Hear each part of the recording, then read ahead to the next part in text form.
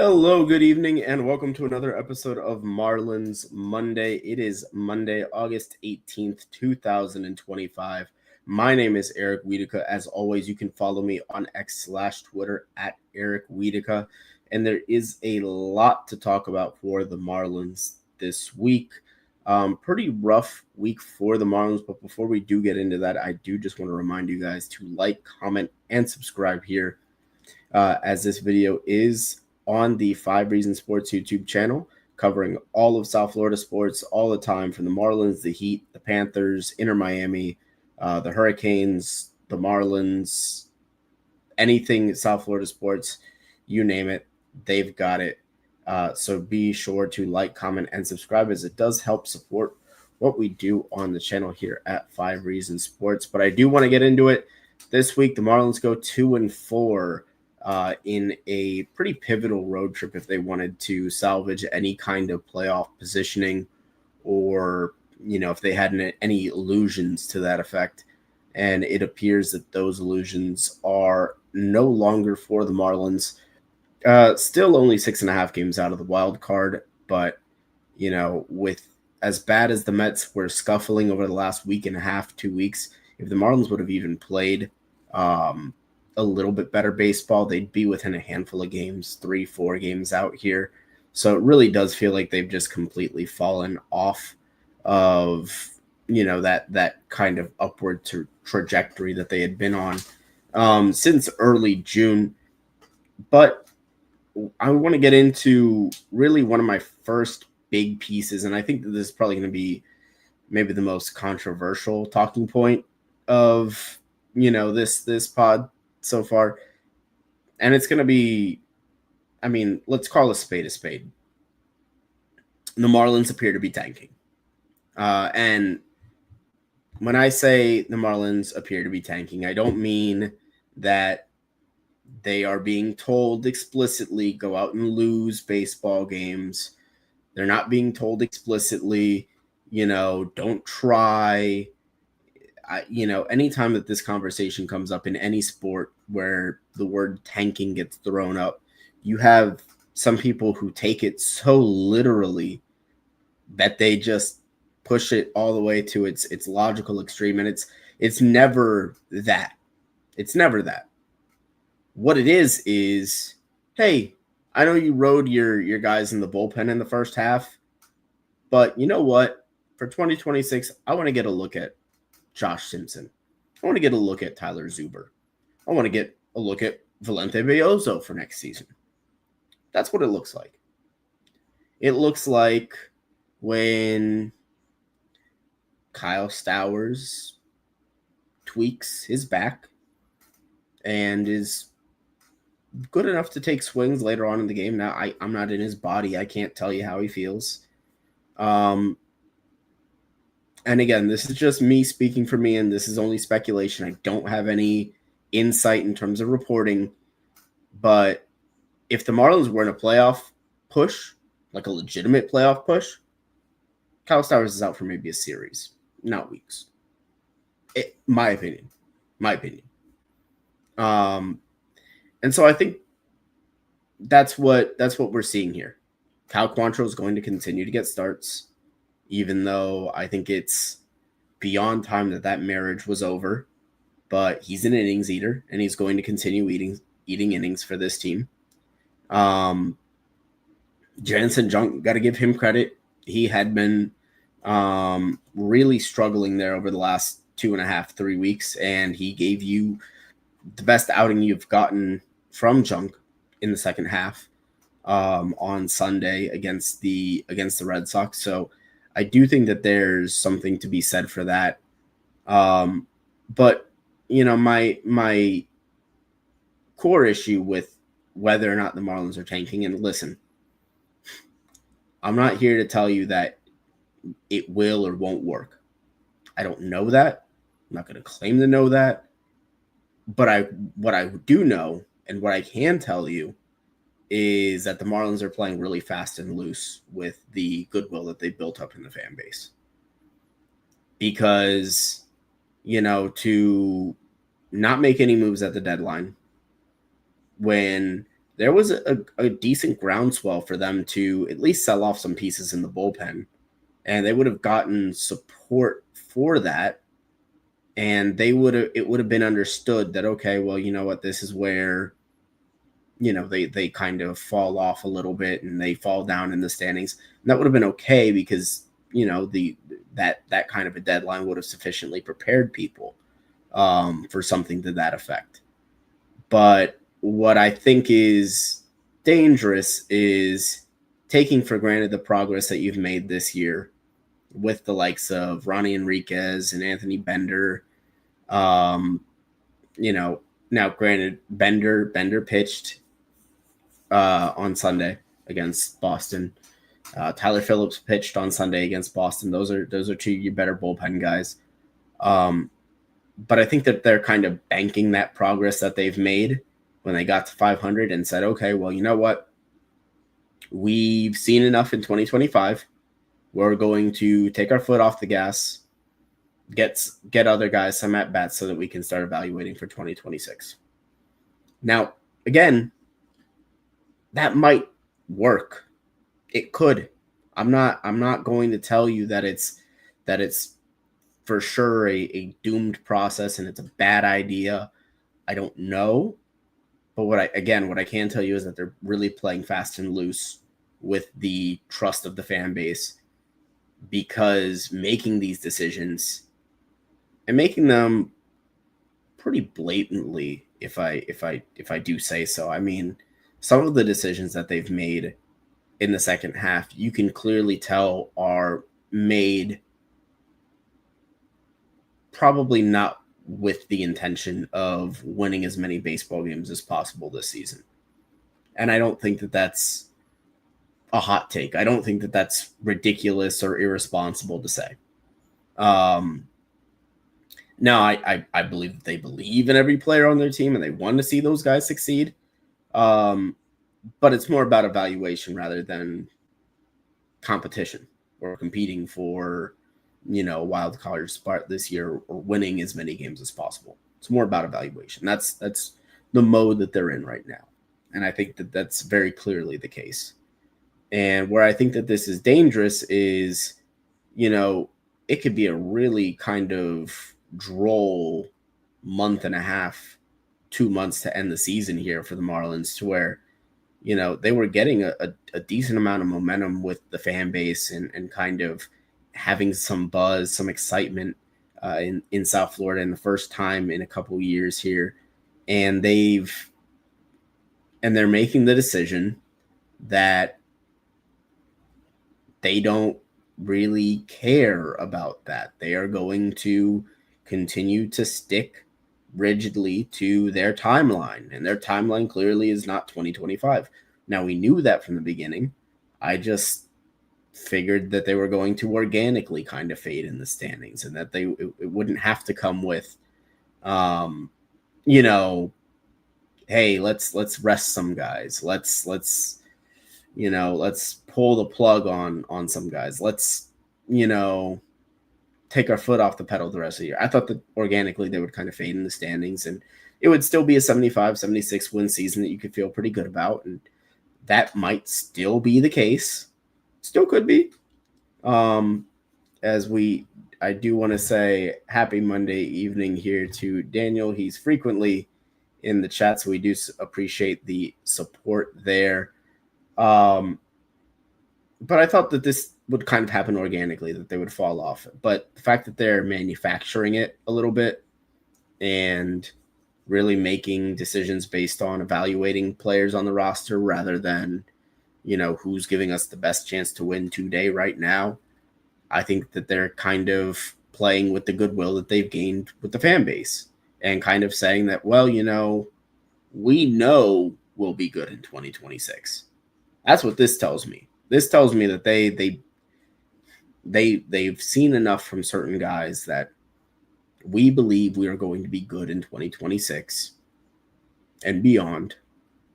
And so we've done enough in 2025. We've done enough. We've accomplished enough. We've gone far enough. And they may have. Listen, I mean, to have a season where, you know, you have rookie performances like Marsee, like Augustine Ramirez, who in aggregate is still having a very good rookie season, and having a breakout like Kyle Stowers, and having Xavier Edwards continue to solidify himself as a guy that can win a batting title perennially. Yeah, maybe that is enough. And getting the leap that you've gotten from Edward Cabrera and getting Yuri Perez at least coming back as an effective starter. Ryan Weathers hasn't taken the step that you wanted him to take due to injuries, but you have had legitimate pushes this season and legitimate breakouts. But to kind of just say, all right, well, you know what? Now it's time for Otto Lopez in the 3-hole, Liam Hicks in the 4-hole, Josh Zuber or Tyler Zuber and Josh Simpson coming out of the bullpen as your high leverage guys. Again, it just feels really jarring in a way that I think is going to turn a lot of people off. And again, it's just, you better be right about 2026. You better be right. Now they could be. And, listen, Peter Bendix has made a lot of these risks. It was not, trading Arise as early as he did last year was not a popular decision. A lot of people thought that he sabotaged the roster at the beginning of last season in order to facilitate this fire sale going down quicker. I think it was more a matter of, he just kind of gave the roster enough rope to hang itself with, and eventually they did. And they blew up that roster, and we are where we are now. And it wasn't a popular decision at the time. They've got a history of not making popular decisions. Trading Jesus Luzardo when they did, not a popular decision. That one hasn't worked out. Trading Jazz Chisholm when they did, not a popular decision. That's probably worked out for both teams pretty well in that situation.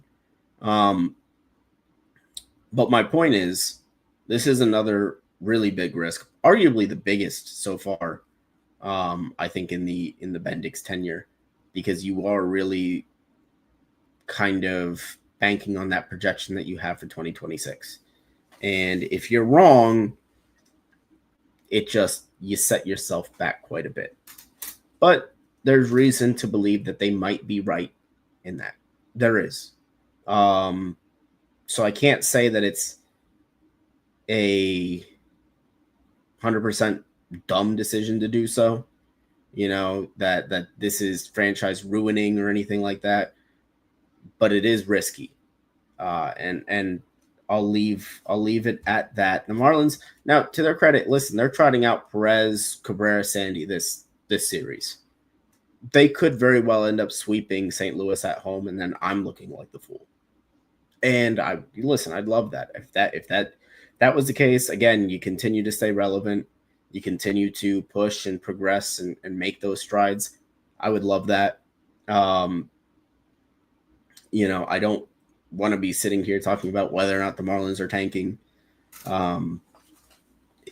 Even though I think right now, again, they're not being told to lose, but I think it's more about evaluation rather than wins and losses at this point here. But speaking of evaluation, and an evaluation that's going really well, Jacob Marsee continues his just insane run to start his career.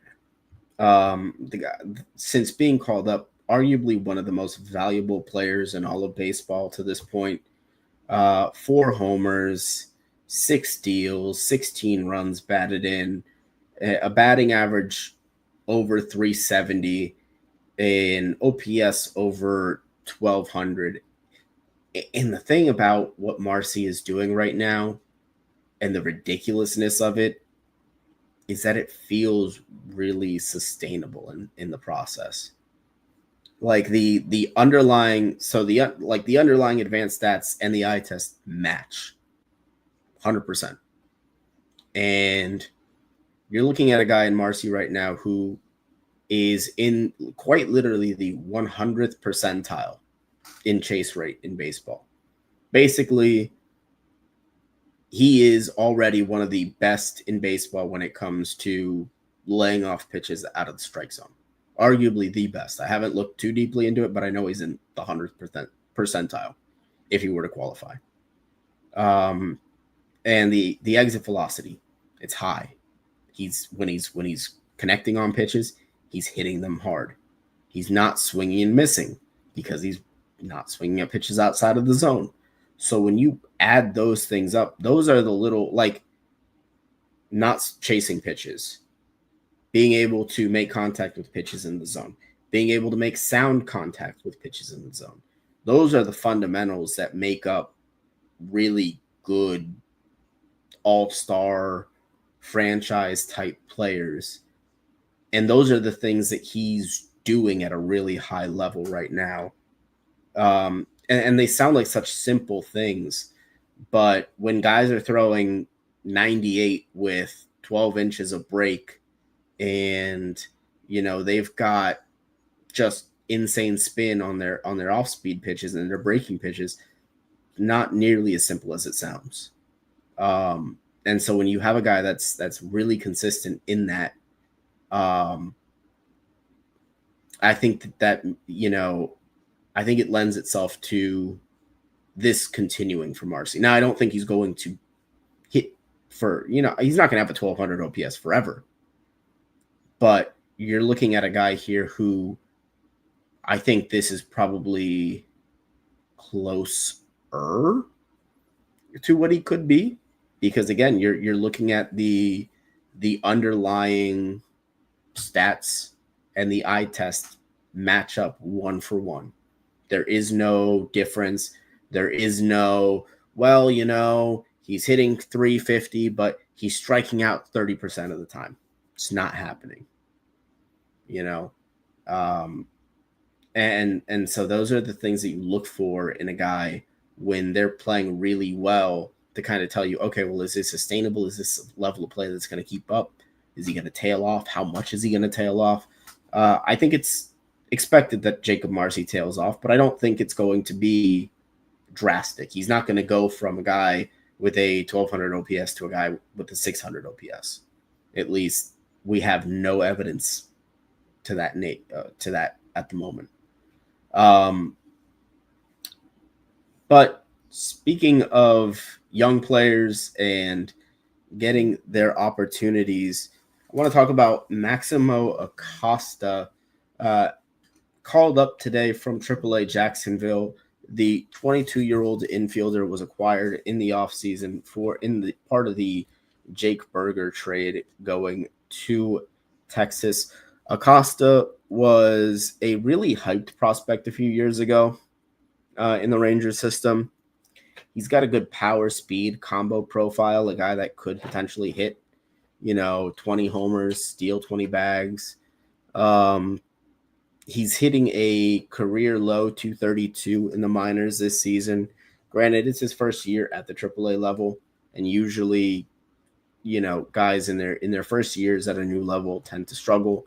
And for being a guy at 22 at AAA, he's a little bit younger for that level, so I'm not too concerned about it, although I do think that maybe a call-up is, a little premature at this point for a guy like Acosta, but we'll see what he can bring to the table. A career 260 hitter in the minors.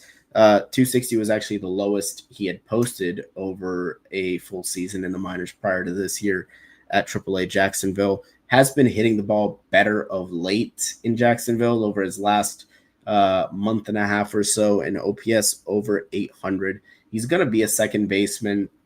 He was originally a shortstop, but had shoulder surgery a few years back, and the arm has just never been the same for Acosta to this point.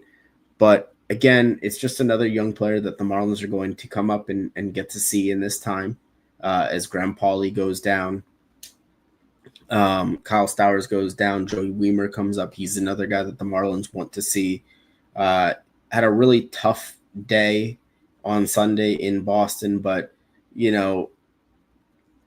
hey, you've had a really good week in Jacksonville. Come on up and face Garrett Crochet is a really tough ask for anybody. So, we'll see if he's able to kind of turn things around and, and what he's able to do in his opportunities, because I do believe he'll get plenty of opportunities um, to kind of show that he can at least be that fourth outfielder, especially with Dane Myers struggling as much as he has over the last couple of months.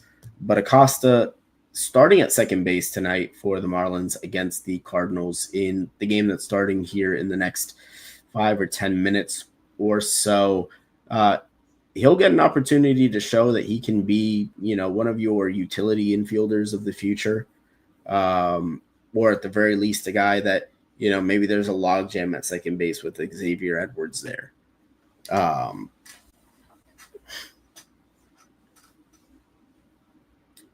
So maybe another team out there wants to make a move. And, we've got one of our buddies here, R. Ramirez on X, big time Marlins fan, usually interacting, to his point, even with no Stowers, Marsee, Hernandez, Derek Hill, Dane Myers, you're not completely starved for talent there. He says the playoff push is still alive. In the literal sense, yes, you're right. I don't know about, but again, they could very well go out and play very well here in this series, sweep the Cardinals. They have the advantage in all three pitching matchups, and I'd love to see it. I think it'd be a really fun story for the Marlins to kind of bounce back here and really reinsert themselves into relevance down the stretch one more time in 2025. But that was what I have for Marlins Monday today. Once again, my name is Eric Wiedeke. You can follow me on X/Twitter at Eric Wiedeke. And the Marlins, 3 against the Cardinals at home this week, 3 against the Blue Jays at home this week. We'll see how it plays out. I will see you guys next Monday evening. Thanks so much for watching, and we'll see you next time. Bye-bye.